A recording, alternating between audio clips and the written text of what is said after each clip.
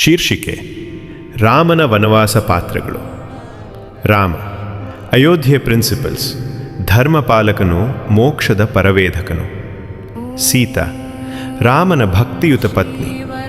ಲಕ್ಷ್ಮಣ ರಾಮನ ನಿಷ್ಠಾವಂತ ಸೋದರ. ದಶರಥ ಅಯೋಧ್ಯೆಯ ರಾಜ, ರಾಮನ ತಂದೆ.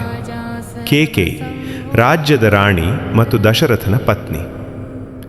ಐತಿಹಾಸಿಕ ಕಥಕ ಸೆಟ್ಟಿಂಗ್.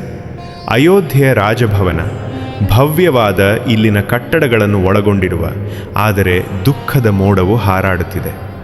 ಐತಿಹಾಸಿಕ ಕಥಕ. ಜನರ ಆಕಾಶದಲ್ಲಿ ಕತ್ತಲೆ ಛಾಯೆ ಬೀರುವಂತೆ ಅಯೋಧ್ಯೆಯ ರಾಜಭವನದಲ್ಲಿ ಶ್ರೇಷ್ಠ ರಾಜನೊಬ್ಬರು ದುಃಖದಲ್ಲಿ ಸಿಲುಕಿದ್ದಾರೆ.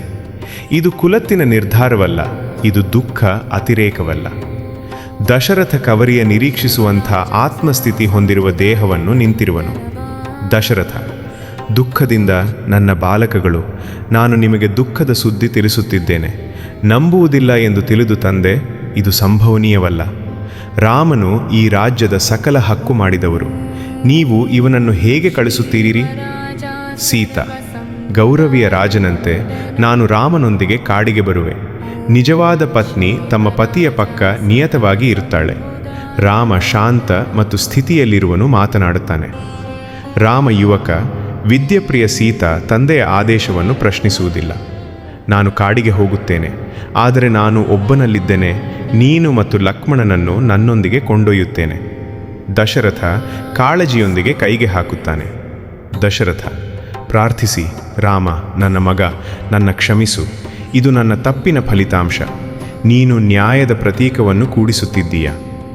ರಾಮ ದಶರಥನ ಮುಂದೆ ನೀಲ್ಸಾಗುತ್ತಾನೆ. ರಾಮ ತಂದೆ, ನಾನು ಬರೀ ಒಪ್ಪುತ್ತೇನೆ. ನನ್ನ ವನವಾಸವು ನನ್ನ ಧರ್ಮವನ್ನು ಪರೀಕ್ಷಿಸುತ್ತಿದೆ. ಏನಾದರೂ ಕಾರ್ಯಗಳಾಗಿ ನಾವು ಸ್ವೀಕರಿಸುತ್ತೇವೆ. ಸೀತಾ ರಾಮನ ಕೈ ಹಿಡಿದಾಳೆ. ಲಕ್ಷ್ಮಣ ಆಚೆಗೆ ಹೆಜ್ಜೆ ಹಾಕುತ್ತಾನೆ. ಲಕ್ಷ್ಮಣ ನಾವು ಅತಿ ಕಷ್ಟಗಳಿಗೆ ಎದುರಾಗುತ್ತೇವೆ. ಯಾವುದೇ ಕಾಡಾಗಳವರು ನಮ್ಮನ್ನು ಪ್ರತ್ಯೇಕಿಸುವುದಿಲ್ಲ. ದಶರಥ ದುಃಖದಿಂದ ರೋದಿಸುತ್ತಾನೆ. ದೃಶ್ಯವು ರಾಮ, ಸೀತಾ ಮತ್ತು ಲಕ್ಷ್ಮಣನ್ನು ರಾಜಭವನದಿಂದ ಹೊರಡಲು ಸಿದ್ಧರಾಗಿ ಪ್ರಾರಂಭಿಸುತ್ತದೆ. ಐತಿಹಾಸಿಕ ಕಥಕ. ಹಾಗಾಗಿ ಧೈರ್ಯ ಮತ್ತು ಪ್ರೀತಿಯ ಹೃದಯಗಳೊಂದಿಗೆ ರಾಮ, ಸೀತಾ ಮತ್ತು ಲಕ್ಷ್ಮಣ ಕಾಡಿನವರೆಗೆ ಹೆಜ್ಜೆ ಹಾಕಿ ತಮ್ಮ ವನವಾಸವನ್ನು ಪವನೆಯೊಂದಿಗೆ ಮತ್ತು ಸ್ಥಿತಿಯೊಂದಿಗೆ ಒಪ್ಪಿದವು. ದೃಶ್ಯ 2. ಕಾಡಿನ ತಲೆಮಾರಿಗೆ.